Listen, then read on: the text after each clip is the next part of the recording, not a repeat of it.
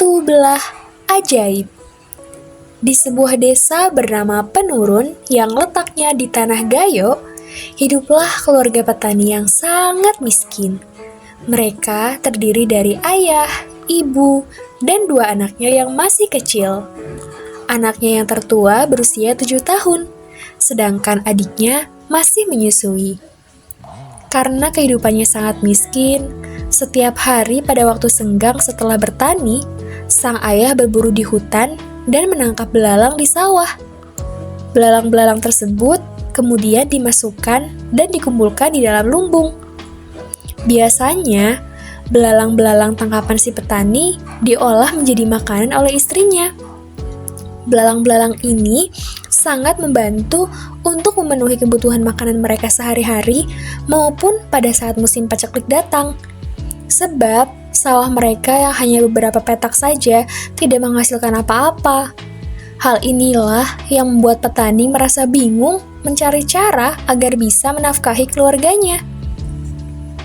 Suatu hari, ia pergi berburu ke hutan karena tidak memiliki pilihan lain untuk dapat menafkahi keluarganya. Sebelum berangkat, ia berpamitan kepada istrinya. Bu, jaga anak-anak di rumah.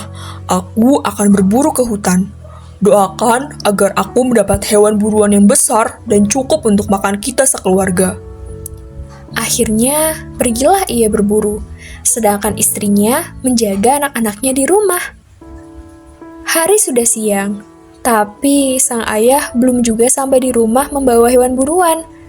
Padahal kedua anaknya sudah merengek menahan lapar. Melihat kedua anaknya menangis, sang ibu sangat sedih. Ia pun bergegas ke dapur untuk mencari sesuatu yang bisa dimakan. Di dapur sudah tidak ada lagi makanan yang dapat dimasak. Aduh, bagaimana ini? Anak-anakku sudah sangat kelaparan, ucap sang ibu dalam hati. Tidak berapa lama kemudian, ia teringat akan belalang yang dikurung oleh suaminya di lumbung. Sang ibu pun memanggil anak tertuanya. Nak, tolong kau ambilkan belalang yang ada di lumbung. Ibu akan membuatkan makanan untuk kalian, pinta si ibu. Baik, Bu, ucap anak tertua. Anak itu pergi menuju lumbung yang tidak jauh dari rumah mereka. Dibukanya pintu lumbung tersebut perlahan.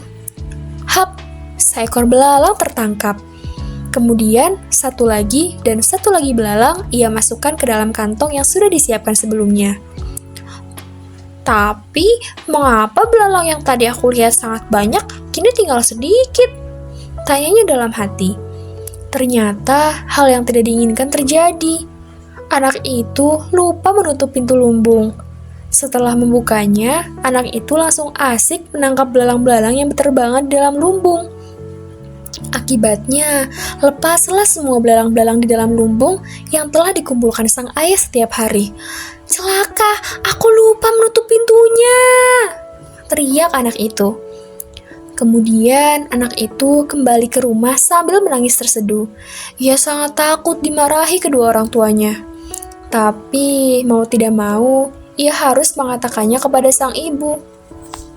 Ada apa anakku? Mengapa kamu menangis? Mana belalang-belalang yang ibu minta? Tanya sang ibu dengan lembut. Maaf, belalangnya lepas semua. Aku lupa menutup pintu lumbung setelah membukanya, ucap anaknya sambil menangis. Betapa terkejutnya sang ibu mendengar hal itu. Ia tahu suaminya pasti akan marah besar. Mengetahui belalang-belalang yang ditangkapnya dengan susah payah setiap hari hilang karena kecerobohan anaknya. Tidak berapa lama kemudian, sang ayah kembali dari berburu. Ia terlihat kesal karena tidak seekor hewan buruan pun berhasil ia dapatkan. Hari ini aku benar-benar tidak beruntung, Bu. Tidak seekor hewan pun berhasil aku buru. Mungkinkah mereka semua sudah mengetahui kedatanganku dan bersembunyi di sarangnya? Aku lelah sekali. Jadilah hari ini kita hanya makan belalang, ucap sang ayah sambil mengempaskan tubuhnya di kursi. Melihat sang ayah yang kelelahan dan kesal, si ibu bingung, tidak tahu harus berkata apa. Ia tidak tega mengatakan kejadian yang sebenarnya pada suaminya.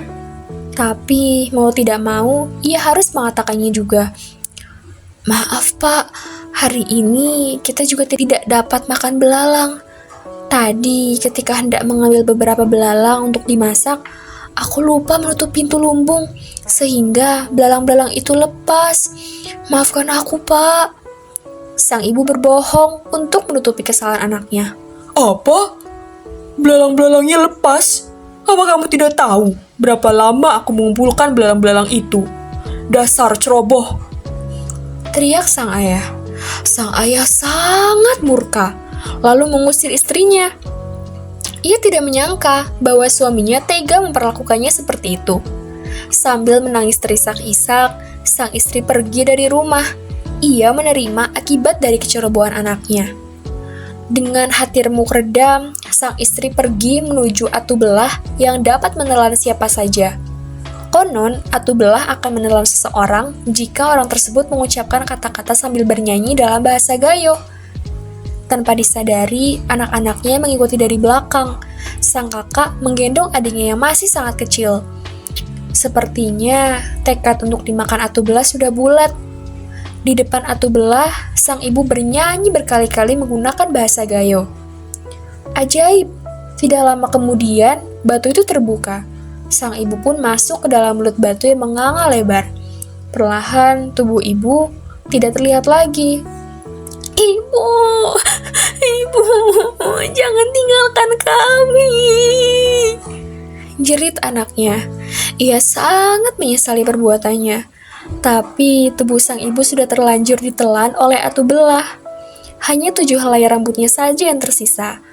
Entah datang dari mana, tiba-tiba cuaca buruk, langit gelap, dan hujan turun dengan lebat.